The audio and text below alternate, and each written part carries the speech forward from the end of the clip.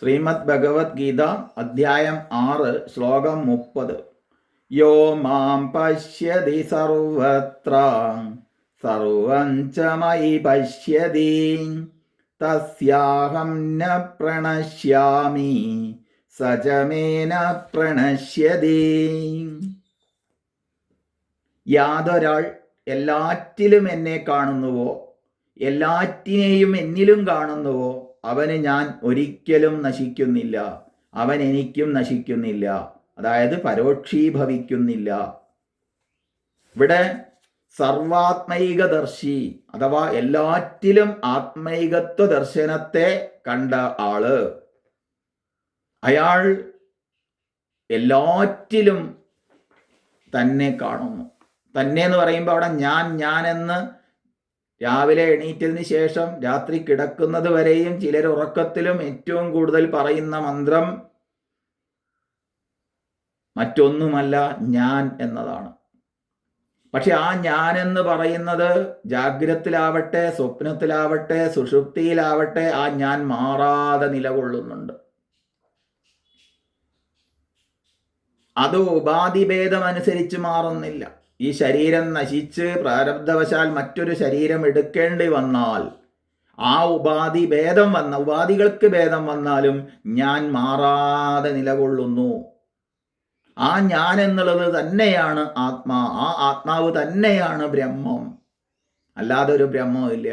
എന്നിൽ ഞാനായും നിന്നിൽ നീയായും എപ്പോഴും സ്ഫുരിക്കുന്ന ആ ഞാൻ എന്ന് എപ്പോഴും സ്ഫുരിക്കുന്ന അത് തന്നെയാണ് ബ്രഹ്മം എന്ന് ഉറപ്പിക്കുകയാണ് ഈ ശ്ലോകത്തിൽ ചെയ്യുന്നത്. ഇതറിയുക മാത്രമേ സർവ്വദുഃഖ നിവൃത്തിക്കുമുള്ള ആത്യന്തികമായ ഉപായമുള്ളൂ. ഇപ്പം ഞാൻ ബ്രഹ്മമാണ്, ഞാൻ ആത്മാവാണ്, ഞാൻ എന്ന് പറയുന്നത് ഈ ശരീരമല്ല എന്ന് അറിയുന്നത് തന്നെയാണ് ആത്യന്തിക ദുഃഖ നിവൃത്തിക്കുള്ള ഉപായം. അല്ലാത്ത കാലത്തോളം, ശരീരം ഞാനാണെന്ന് ധരിക്കുന്ന കാലത്തോളം, ശരീരത്തിൽ അഭിമാനിക്കുന്ന കാലത്തോളം, ആ ശരീരം നശിക്കുമ്പോൾ അഥവാ മറ്റു ശരീരങ്ങളിൽ ഭ്രമിച്ചും ഒക്കെ നമ്മൾ ദുഃഖിതരാകുന്നു. നമ്മൾ താലോലിച്ചുണ്ടാകുന്ന കോമള വിഗ്രഹ പാലകനിവരുടെ എന്ന് പറയുന്നില്ലേ, ഈ കോമള വിഗ്രഹം ഈ ശരീരത്തിൽ എത്ര കാലത്തോളം ആത്മബുദ്ധിയുണ്ടോ അത്ര കാലത്തോളം ഈ ശരീരം നമ്മളെ ദുഃഖിപ്പിക്കും. അവിടെയാണ് ഈ ആത്മഹത്യകളൊക്കെ നടക്കുന്നത്. വാസ്തവത്തിൽ ആത്മഹത്യ ചെയ്യാൻ സാധിക്കില്ല. ശരീരഹത്യക്കാണ് ആത്മഹത്യ എന്ന് പറയുന്നത്. ശരീര പ്രാരബ്ധമാണത്. അപ്പം ശരീരത്തിൽ ഭേദദൃഷ്ടി കൈവരുന്നു, സ്ത്രീ പുരുഷ ഭേദം കൽപ്പിക്കുന്നു, അങ്ങനെ അതിലൊക്കെ പ്രിയം വെച്ചിരിക്കുന്നു. ആ പ്രിയം വെച്ചിരിക്കുമ്പോൾ അത് കാലയവനികയ്ക്കുള്ളിൽ വിട്ടുപോവുക തന്നെ ചെയ്യും. അത് നിരന്തരം മാറ്റം വന്നുകൊണ്ടിരിക്കുന്നതാണ്. ബാല്യം, കൗമാരം, യൗവനം, ജര പോരാ, രോഗാദി ക്ലേശങ്ങൾ ഒക്കെ വന്നുകൊണ്ടിരിക്കും. അതിനാണ് ഈ സുഖദുഃഖ സമ്മിശ്രങ്ങളൊക്കെ. അത് താനാണെന്ന് വിചാരിക്കുന്ന കാലത്തോളം അവിടെ ദുഃഖ നിവൃത്തിയില്ല. ദുഃഖം കൂടാതെ ഒരു സുഖവുമില്ല. അതുകൊണ്ട് പ്രിയമായത് നിന്നെ കരയിക്കും എന്ന് വേദവാക്യമുണ്ട്. ഏതിലാണ് പ്രിയം? ഈ ഉപാധികളിലുള്ള പ്രിയം. അത് ഏത് തരത്തിലുള്ള പ്രിയമാവട്ടെ, പ്രിയമായതൊക്കെ നമ്മളെ കരയിക്കും. മറിച്ച് ആത്മദൃഷ്ടി കൈവന്നു കഴിഞ്ഞാൽ, ഞാൻ നശിക്കുന്നില്ല എന്നറിഞ്ഞാൽ, മരണമില്ലാതാക്കാൻ ഒരൊറ്റ വഴിയേ ഉള്ളൂ. അത് ആത്മദൃഷ്ടി കൈവരലാണ്. ഞാൻ ആത്മാവാണെന്ന് തിരിച്ചറിഞ്ഞാൽ പിന്നെ എനിക്ക് മരണമില്ല. പക്ഷെ ഞാൻ ജനിച്ചു വന്നപ്പോൾ ഈ ശരീരം കൊണ്ടാ വന്നത്. ഈ ശരീരം തന്നെ ഞാനെന്ന് ധരിച്ചു. അതുകൊണ്ട് ജനിച്ചു വന്നത് മരണമുള്ള ആളാണ്. ഇനി മരിക്കാതിരിക്കാം. ജനിച്ചതൊക്കെ മരിക്കും, മരിച്ചതൊക്കെ ജനിക്കും. അതാ നമ്മൾ കാണുന്നത്. പക്ഷേ ഞാൻ ജനിച്ചതാണ്, പക്ഷെ മരിക്കുന്നില്ല. എന്തുകൊണ്ട്? ഞാൻ ശരീരമല്ലെന്ന് അറിവ് കൊണ്ട് അറിഞ്ഞു. ആ അറിവ് നേടിക്കഴിഞ്ഞാൽ പിന്നെ അമൃതത്വത്തെ പ്രാപിക്കാം. ഈ അമൃതത്വത്തിന് തന്നെയാണ് മോക്ഷം എന്ന് പറയുന്നത്. ആയുർവേദം കൂടി മരണത്തെ അതിക്രമിപ്പിക്കുന്നില്ല. പക്ഷേ മരണത്തെ അതിക്രമിക്കാൻ ഈ വാക്യത്തിന് മാത്രമേ കഴിയൂ. ശരീരമല്ല ഞാൻ ആത്മാവാണ് എന്നുള്ള തിരിച്ചറിവാണ് മരണത്തെ ഇല്ലാതാക്കുന്നത്. മരണത്തെ ഇല്ലാതാക്കുക എന്ന് പറയുമ്പോൾ അവിടെ സർവ്വ ദുഃഖ നിവൃത്തി കൂടിയാണത്. സർവ്വ ദുഃഖങ്ങളും വരുന്നത് ഈ ശരീരമാണ് ഞാൻ എന്നുള്ള ഭാവത്തിലാണ്. അത് ശരീരം എന്ന് പറയുമ്പോൾ ഞാൻ മനസ്സാണ്, ഞാൻ ബുദ്ധിയാണെന്നുള്ള ഭാവമൊക്കെ സൂക്ഷിക്കുന്ന കാലത്തോളം അതിന് വരുന്ന ക്ലേശങ്ങളൊക്കെ സ്വയം ഏറ്റെടുത്ത് ഞാൻ ദുഃഖിതനാവുന്നു. ഞാൻ അപ്പോഴും ഇപ്പോഴും എപ്പോഴും ഞാൻ ആത്മാവ് തന്നെയാണ്, സർവത്തിലും ഞാൻ സദാ എല്ലായ്പ്പോഴും ഞാൻ ആത്മാവാണെന്ന് ഉറച്ചറിയുക. അതാണ് ഈ ശ്ലോകം മുന്നോട്ട് വയ്ക്കുന്നത്. അങ്ങനെ ബ്രഹ്മാദി സ്ഥാവരാന്തമായ സകല ചരാചരങ്ങളിലും ആ വാസുദേവനെ, ആ ഈശ്വരനെ ഊപ്പർവാലയായിട്ട് മുകളിലിരിക്കുന്ന ഒരാളായിട്ടോ അല്ലെങ്കിൽ കൈലാസത്തിലോ വൈകുണ്ഠത്തിലോ ഇരിക്കുന്നവനായിട്ടോ അറിഞ്ഞിട്ട് കാര്യമില്ല. അതിനുകൊണ്ട് ദുഃഖം ഇല്ലാതാവില്ല.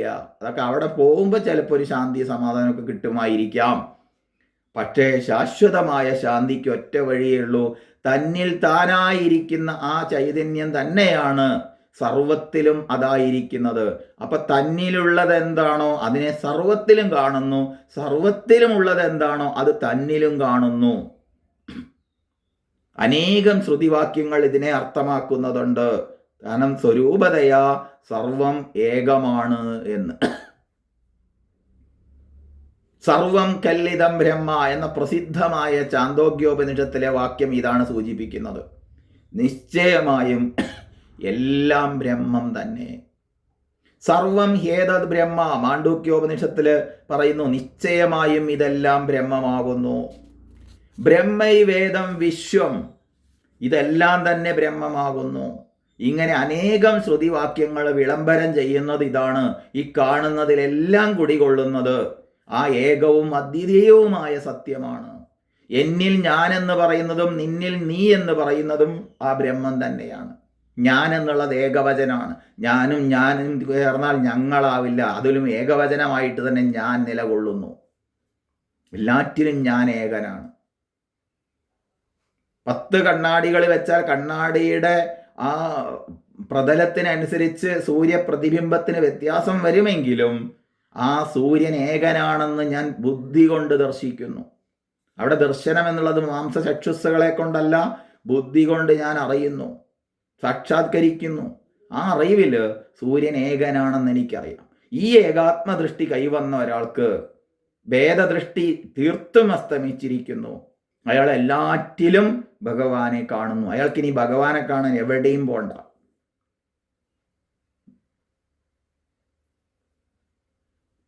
ആ ഏകത്വത്തെ തന്നെ, ആ ബ്രഹ്മായികത്വം സാക്ഷാത്കരിച്ചായിരിക്കുന്ന സ്ഥിതിയിൽ അത് തന്നെയാണ് തന്നിലും വിളങ്ങുന്നത്. നീയുണ്ട്, ഞാനുണ്ട്, അതുണ്ട്, ഇതുണ്ട് എന്നെല്ലാം പറയുന്ന സകല വ്യവഹാരങ്ങൾക്കും അടിസ്ഥാനമായി ഉണ്ട് എന്നുള്ളതാണ് ആ നിലകൊള്ളുന്നത്. ഉണ്ട് എന്നുള്ളത് അനസ്യൂതമായി നിലകൊള്ളുന്നു. അപ്പൊ ഇവിടെ ഈശ്വരൻ ഉണ്ടോ ഇല്ലയോ എന്ന അനാദിയായ ഒരു ചോദ്യചിഹ്നം അവിടെ ഉണ്ട്. ഈശ്വരൻ ഉണ്ടെന്ന് പറയാനും ഈശ്വരൻ ഇല്ലെന്ന് പറയാനും എന്തുണ്ടോ അതാകുന്നു ഈശ്വരൻ. അതെങ്ങനെയെന്ന് വെച്ചാൽ ഞാൻ പറയാണ് എനിക്ക് നാവുണ്ട് എന്നും നാവില്ലെന്നും പറയാൻ യാതൊന്ന് കാരണമായോ അതാണ് നാവ്. പക്ഷെ നാവ് എന്താന്ന് തിരിച്ചറിയാത്തവരാണ് ഈശ്വരൻ ഇല്ലെന്ന് പറയുന്നത്. ഉണ്മയെ നിഷേധിക്കാനാവില്ല, ഈശ്വരനെ നിഷേധിക്കാനാവില്ല. അതുകൊണ്ട് ഈശ്വര വിശ്വാസമല്ല ഇവിടെ, ഈശ്വരൻ ഉണ്ടെന്നുള്ള അറിവാണ്. എന്താണോ ഉള്ളത് അതാകുന്നു ഈശ്വരൻ. എല്ലാറ്റിലും ഉള്ളതായി നിലകൊള്ളുന്നത് അത് തന്നെയാണ് ഉള്ളത്. അതേ ഉള്ളൂ. ഈ ഒരു ഭാവത്തെ, ഈ ഉണ്മയിലെല്ലാം വർത്തിക്കുന്നു. എല്ലാറ്റിലും ഈശ്വരനുണ്ട് എന്നുള്ളതിനൊന്നുകൂടി ഉപരി പോയിട്ട് ആ ഉണ്മയിലാണ് എല്ലാം വർത്തിക്കുന്നത് എന്ന് അറിവോടൊത്തയാൾ വൈവിധ്യപൂർണമായ സകലത്തെയും ഏകസത്തയിൽ തന്നിൽ ദർശിക്കുന്നു. അയാൾക്ക് എപ്പോഴും ആ ആത്മതത്വം പ്രകാശിക്കുന്നു. അയാൾ ആത്മതത്വത്തിൽ തന്നെ ഉണർന്നിരിക്കുന്നു. വൈവിധ്യങ്ങളായ രൂപങ്ങളോടൊത്ത സ്വർണ്ണാഭരണങ്ങളെ കാണുമ്പോഴും സ്വർണ്ണദൃഷ്ടി കൈവന്നവന് അത് ആഭരണ വൈവിധ്യങ്ങളെ അയാൾ കണ്ടാലും കാണുന്നില്ല. അയാൾ കാണുന്നത് ഏതാണ്? അയാൾ ശരിയായ ദൃഷ്ടി ഏതാണ്? അയാൾ സ്വർണ്ണദൃഷ്ടിയാണ്. ഇതുപോലെ ഇങ്ങനെ അറിഞ്ഞ ഒരാൾക്ക് വാസുദേവന് വിദ്വാനും സദാ പരോക്ഷമായി ഭവിക്കുന്നു എന്ന് പറഞ്ഞതിനെ വിശദീകരിക്കുകയാണ്. തനിക്ക് ഏറ്റവും പ്രിയപ്പെട്ടവൻ താൻ തന്നെയാണ്. നമ്മൾ ചിലപ്പോഴൊക്കെ പറയാറുണ്ട്, ഭർത്താവോ ഭാര്യയോ ഒക്കെ അടുത്തുള്ള സമയത്ത്, കുട്ടിയൊക്കെ അടുത്തുള്ള സമയത്ത് എനിക്ക് ഏറ്റവും ഇഷ്ടം കുട്ടിയെയാണ്, അല്ലെങ്കിൽ ഭാര്യയെയാണ്, ഭർത്താവിനെയാണ്. ഇല്ല, തനിക്ക് ഏറ്റവും പ്രിയപ്പെട്ടത് താൻ തന്നെയാണ്. താൻ പ്രിയമാവുമ്പോഴേ മറ്റെല്ലാം പ്രിയമാവുന്നുള്ളൂ. എല്ലാവർക്കും ഏറ്റവും പ്രിയം തന്നോട് തന്നെയാണ്. ഏത് തന്നോട്? തന്നിൽ താനായി നിലകൊള്ളുന്ന ആത്മതത്വത്തോട് തന്നെയാണ്.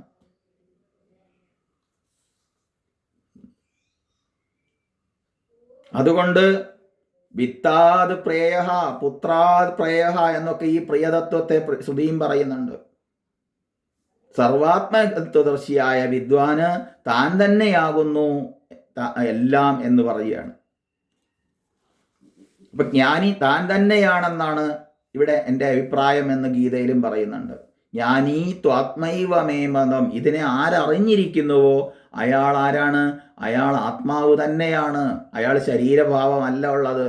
അതുകൊണ്ട് ഭഗവാന്റെ കാണപ്പെട്ട രൂപമാണ് അങ്ങനെ അറിഞ്ഞ മഹത്തുക്കള്. അതുകൊണ്ട് അവരെ നമ്മൾ നമിക്കുന്നു. ബ്രഹ്മവേദ ബ്രഹ്മൈവ ഭവതി. ബ്രഹ്മജ്ഞാനി ബ്രഹ്മം തന്നെയായി ഭവിക്കുന്നു. ഈ ഒരു ഭാവത്തെ സാക്ഷാത്കരിച്ചാൽ സാത്മാവ് തന്നെയാണ് വിദ്വാൻ എന്ന് ഭഗവാൻ അംഗീകരിച്ചു തരികയാണ്. സർവാത്മൈകത്വം എന്നതാണ് ഭഗവത് ഭാവം. ഈ ഭാവം കൈവന്നവൻ ഭഗവാൻ തന്നെ, അയാളെ ഭഗവാനായിട്ട് കണ്ടോളൂ. അതുകൊണ്ട് ഗുരുനാഥന് ഇതറിഞ്ഞ ഗുരുക്കന്മാരെ ഭഗവൻ എന്ന് വിളിക്കുന്നുണ്ട്. ഹേ ഭഗവൻ, സർവജ്ഞനായ ഭഗവാനെ എന്ന് സംബോധന ചെയ്യാം. സർവാത്മൈകത്വദർശിയുടെ സ്വരൂപം ഭഗവാൻ തന്നെയാണെന്നതിനാൽ അയാൾ ഭഗവാനോ ഭഗവാൻ അയാൾക്കോ പരോക്ഷീഭവിക്കുന്നില്ല എന്ന് താല്പര്യം. ഈ ഒരു ഭാവത്തെ ഉറപ്പിച്ചു കഴിഞ്ഞാൽ ഇതെങ്ങനെ ഉറപ്പിക്കാം? ധ്യാനാഭ്യാസം വഴി. അങ്ങനെയാണ് അയാള് ഒരിക്കലും നശിക്കാത്ത ആ സുഖത്തെ അനുഭവിക്കുന്നത്. ശരീരമാണ് താനെന്നറിയുന്ന കാലത്തോളം തനിക്ക് അക്ഷയമായ സുഖം വളരെ ദൂരെയാണ്. അതുകൊണ്ട് പറയുകയാണ്, ആരാണോ എല്ലാറ്റിലും എല്ലായിടത്തും എന്നെയും എന്നിൽ തന്നെ എല്ലാറ്റിനെയും കാണുന്നത്. ഗീതയിൽ ഭഗവാൻ പറയുന്നു, ഞാൻ എന്ന് പറയുന്നിടത്തെല്ലാം ഈ ദേവകീ വസുദേവപുത്രനായ ഒരു വ്യക്തിയെയല്ല പരമാത്മാവിനെയാണ് സൂചിപ്പിക്കുന്നതെന്ന് നമ്മൾ ഓർക്കണം. അപ്പൊ ആത്മദർശനം നേടിയ ഒരാള് എല്ലായിടത്തും പരമാത്മാവിനെ ദർശിക്കുന്നു. എല്ലാം പരമാത്മാവിലാണ് സ്ഥിതി ചെയ്യുന്നതെന്നും അയാൾ അറിയുന്നു. അവനിൽ നിന്ന് ഞാനും എന്നിൽ നിന്ന് അവനും ഒരിക്കലും വേർപെട്ടു പോകുന്നില്ല. അതായത് ഭഗവാനിൽ നിന്ന് ഭക്തനും ഭക്തനിൽ നിന്ന് ഭഗവാനും വേറെയല്ല. അയാൾ ആ പരമാത്മാവിനെ ഭേദമില്ലാത്ത ഭാവത്തിൽ പരമാത്മാവ് തന്നെ ഞാൻ എന്നുള്ള സോഹം അഹം സഹ എന്ന് കാണുന്നു, അനുഭവിക്കുന്നു. ജീവാത്മാവും പരമാത്മാവും വേറെ വേറെ അല്ല, ഒന്നു തന്നെ എന്ന യാഥാർത്ഥ്യത്തെ ഇവിടെ വിളംബരം ചെയ്യുകയാണ്. എന്നാൽ പരിമിതനായ അശുദ്ധവുമായ ജീവൻ അപരിമേയനും നിർമ്മലനുമായ ഈ പരമാത്മാവ് ആകുന്നത് എങ്ങനെയെന്ന് ശങ്കിക്കുന്ന ആളുകൾ ഈ പാരമാർത്ഥിക സത്യം ദർശിക്കാനാവാതെ സംസാരത്തിൽ അങ്ങനെ ഭ്രമിച്ചോടുകയാണ്, സുഖദുഃഖ മാനാപമന്ത സ്തുതികളെയൊക്കെ ഏറ്റുവാങ്ങിക്കൊണ്ട്. അപ്പൊ ഈ പാരമാർത്ഥിക സത്യം ദർശിക്കാനാവാതെ അവർ ഉഴറുകയാണ്. അപ്പൊ ആത്മാവും ബ്രഹ്മവും ഒന്നു തന്നെ എന്നത് ഒരു സിദ്ധാന്തം മാത്രമല്ല, ഭാരതത്തിലെ ഈ ലോകത്തിലെ മറ്റെല്ലാ മഹാത്മാക്കളും സാക്ഷാത്കരിച്ച ആ അദ്വിതീയമായ സത്യമാണ്. സത്യമായതു ബ്രഹ്മമതു തന്നെ സത്യമെന്നു കരുതുന്നു സത്തുക്കൾ. അവരത് അറിഞ്ഞിരിക്കുന്നു. അപ്പൊ ആത്മജ്ഞാനോദയത്തിൽ ഞാൻ ആത്മാവിൽ ലയിച്ച് അഭേദാവസ്ഥയെ പ്രാപിക്കും. സ്വപ്നത്തിൽ നിന്ന് ഉണരുമ്പോൾ സ്വപ്നാഭിമാനി ജാഗ്രത അഭിമാനി ലയിച്ചൊന്നായി തീരുന്നത് പോലെ, അല്ലാതെ രണ്ട് വ്യക്തികൾക്ക് തമ്മിലുണ്ടാകുന്ന ഹൃദയൈക്യം പോലെ അല്ല. ജീവൻ ഉണർന്ന് ഈശ്വരനായി മാറുമ്പോൾ ജീവൻ വേറെ ഈശ്വരൻ വേറെ എന്ന് ദ്വൈതഭാവം തന്നെ ഇല്ലാതാകും. നമ്മുടെ ഇന്നത്തെ അവസ്ഥ തിരിച്ചാണെന്ന് പറയുന്നത്, ഞാനും ആത്മാവും വേറെയാണ്. പക്ഷെ ആത്മജ്ഞാനോദയത്തിൽ ഇങ്ങനെ ആ ഭേദാവസ്ഥ പോയി. അവിടെ ജീവാത്മാവൊന്ന് പരമാത്മാവ് വേറെയും ഇല്ല. ഇത് രണ്ട് വ്യക്തികൾക്ക് തമ്മിലുള്ള ഹൃദയൈക്യം പോലെയുള്ളതല്ല. ഇത് ജീവൻ ഉണരുകയാണ്. ശരീരത്തിൽ നിന്നുണരുന്നു. മനസ്സിനെ മാംസത്തിൽ നിന്നുണർത്തേണമേ. ഈ മാംസനിബിഡമായ ശരീരമല്ല ഞാനെന്ന് അതിൽ നിന്നുണരുന്നു നോക്കുമ്പോൾ ഈശ്വരനായി മാറുന്നു. അപ്പൊ ജീവൻ വേറെ ഈശ്വരൻ വേറെ എന്നുള്ള രണ്ടെന്ന ഭാവം ഇല്ലാതാകുന്നു. അപ്പൊ സ്വസ്വരൂപം മറന്നുപോയ ഈശ്വരനാണ് ജീവൻ. അപ്പൊ ജീവൻ തന്റെ യഥാർത്ഥ സ്വരൂപം അറിയുമ്പോൾ ഈശ്വരൻ തന്നെയായി മാറുകയും ചെയ്യുന്നു. അങ്ങനെ യഥാർത്ഥ ഭാവത്തിൽ ഇതാണ് വേദാന്ത രഹസ്യമെങ്കിലും, ഈ യഥാർത്ഥ ഭാവത്തെ അറിയലാണ് വേദാന്തത്തിന്റെ രഹസ്യമെങ്കിലും മൂഢന്മാർക്ക് ഇത് വിശ്വസിക്കാൻ കഴിയുന്നില്ല. മോഹിക്കപ്പെട്ടവർക്ക് ഇത് വിശ്വസിക്കാൻ കഴിയുന്നില്ല. ഈശ്വരനെ പോലെ ജീവിക്കാൻ അവർ തയ്യാറല്ല എന്ന് വിചാരിച്ച് സത്യം സത്യമല്ലാതാവില്ലല്ലോ. എപ്പോഴും സത്യമായത് ഞാൻ ഞാൻ ഞാൻ എന്ന് സ്ഫുരിക്കുന്ന അത് ശരീരമല്ലെന്നത് തന്നെയാണ്. അപ്പൊ ലോകത്തിലെ സകല ഗ്രന്ഥങ്ങളും ഉപനിഷത്തുകൾ പ്രത്യേകിച്ചും ചൂണ്ടിക്കാട്ടുന്ന സത്യം സംശയത്തിനിട കൊടുക്കാത്ത വിധത്തില് ഇവിടെ ഭഗവാൻ വെട്ടി തുറന്ന് പറയാണ്, ഞാൻ ബ്രഹ്മമാണ് എന്ന്. ഞാനല്ലാതെ ഈ മജ്ജാസ്തി മാംസ മലമൂത്ര പാത്രമായ ദേഹമല്ല. എത്ര കാലത്തോളം ഇതാണ് ഈ ശരീരമാണ് ഞാനെന്നറിയുന്നു അത്ര കാലത്തോളം ദുഃഖം തീരില്ല.